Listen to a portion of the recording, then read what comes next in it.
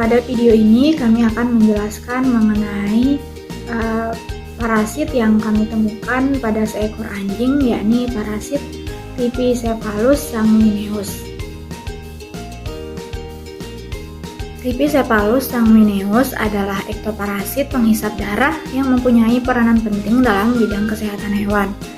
Caplak dari spesies Rhipicephalus sanguineus ini juga sering disebut dengan the brown dog tick dan merupakan jenis caplak yang paling sering ditemukan pada anjing. Secara umum, tubuh caplak ini terbagi menjadi dua bagian, yaitu gnatosoma yang terdiri dari kepala dan torak, dan idiosoma yang terdiri dari abdomen. Adapun klasifikasi dan morfologi dari Rhipicephalus ini, ia tergolong kingdom Animalia, filum Arthropoda, kelas Subarachnoida, subkelas Acari, ordo Parasitiformes, subordo Ixodida, family Ixodidae, genus Rhipicephalus, dan spesies Rhipicephalus sanguineus. Kemudian morfologi dari Rhipicephalus ini adalah yaitu genus caplak Rhipicephalus biasanya tidak memiliki ornata.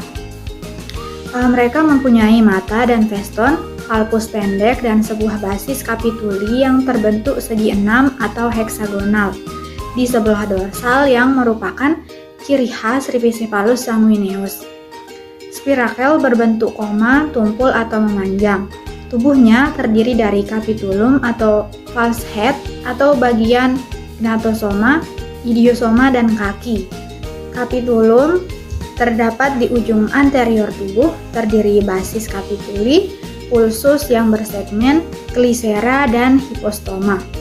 Hipostoma terdapat di tengah-tengah dengan gigi-giginya yang mempunyai kikir berderet melintang melekatkan parasit pada hospesnya.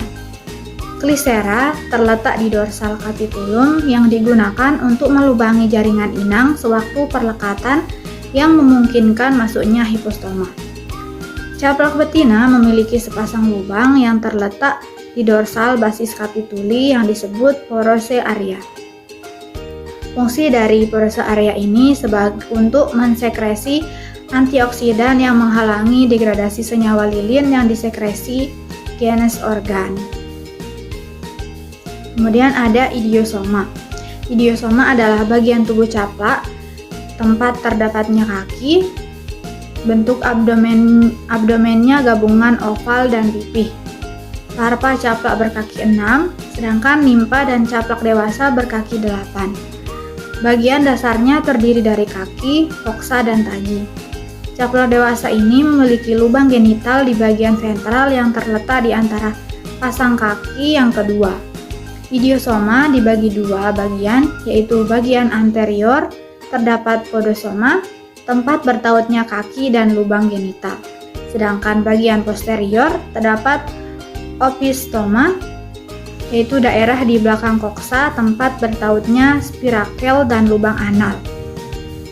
Sistem respirasi pada nimpa dan caplak dewasa tampak jelas, yaitu lapis spirakular yang terletak ventrolateral di belakang pasang kaki keempat dan berbentuk koma dan agak oval. Di bagian posterior terdapat daerah rektangular yang dipisahkan oleh lekuk-lekuk yang disebut dengan veston. Pada caplak betina yang kenyal darah biasanya veston tidak kelihatan. Pada caplak jantan, seluruh bagian dorsal tubuhnya tertutupi oleh perisai atau skutum. Sedangkan pada caplak betina, skutumnya hanya menutupi sepertiga atau setengah bagian anterior tubuh. Oleh sebab itu, tubuh caplak betina dapat berkembang lebih besar daripada caplak jantan setelah menghisap darah. Elastisitas tubuh caplak jantan terhalangi oleh skutum yang menutupi hampir seluruh bagian dorsal tubuhnya.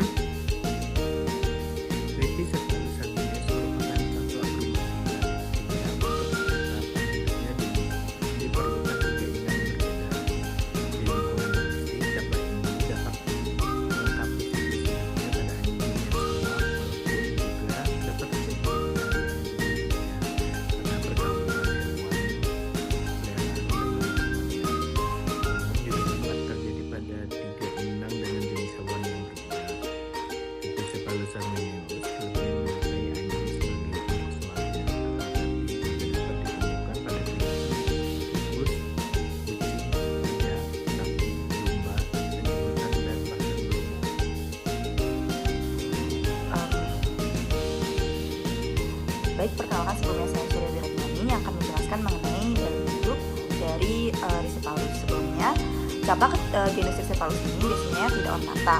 Mereka mempunyai mata dan veston, palpus yang pendek, dan sebuah basis kapituli yang berbentuk segmen atau heksagonal di sebelah dorsal yang merupakan ciri khas Rhizocephalus sanguinus. Spiricle berbentuk koma, tumpul, dan juga memanjang. Nah, tubuhnya terdiri dari kapitulum atau bagian genastosoma, idiosoma, dan juga kaki. Kapitulum terdapat di ujung anterior tubuh, terdiri dari basis kapituli, pulpus yang bersegmen, kalisera, dan juga hipostoma.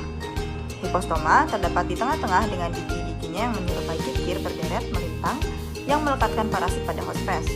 Kalisera terletak di dorsal kapitulum yang digunakan untuk melubangi jaringan-jaringan inang sewaktu perlekatan yang memungkinkan masuknya hipostoma. Caplak betina memiliki sepasang lubang yang terletak di dorsal basis kapituli yang disebut dengan proce area yang berfungsi untuk mensekresi. Nah, selanjutnya kita berlanjut ke idiosoma. Idiosoma adalah bagian tubuh caplak yang merupakan tempat terdapatnya kaki. Bentuk abdomennya merupakan gabungan oval dan pipi. Larva caplak berkaki 6, sedangkan nimfa dan caplak dewasa berkaki 8. Bagian dasarnya terdiri dari kaki, koksa, dan juga taji. Caplak dewasa memiliki lubang genital di bagian ventral yang terletak di antara pasangan kaki yang kedua. Idiosoma dibagi menjadi dua bagian, yaitu di bagian anterior yang terdapat padosoma dan tempat tertautnya kaki dan lubang genital. Sedangkan bagian posterior terdapat opistosoma, daerah di belakang koksa tempat bertautnya spiracle dan lubang anal. Sistem respirasi pada nimfa dan caplak dewasa tampak jelas, yaitu lapis spirakular yang terletak ventrolateral di belakang pasang kaki keempat dan berbentuk koma dan agak oval. Di bagian posterior terdapat daerah rektangular yang dipisahkan oleh lekuk-lekuk yang disebut dengan veston. Pada caplak betina yang kenyang, darahnya biasanya veston tidak terkelihatan. Nah, pada caplak jantan, seluruh bagian dorsal tubuhnya tertutupi oleh perisai atau skutum. Sedangkan pada caplak betina, skutumnya hanya menutupi sepertiga atau setengah bagian anterior tubuh. Oleh sebab itu, tubuh caplak betina dapat berkembang lebih besar daripada caplak jantan setelah menghisap darah.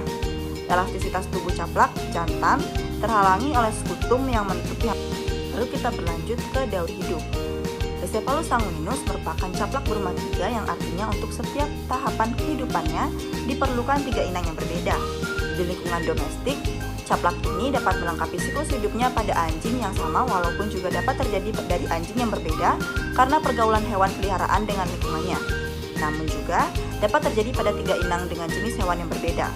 Rhizocephalus sanguinus lebih menyukai anjing sebagai induk senangnya, akan tetapi juga dapat ditemukan pada kelinci, tikus, kucing, kuda, sapi, domba, anjing hutan, dan juga burung merpati.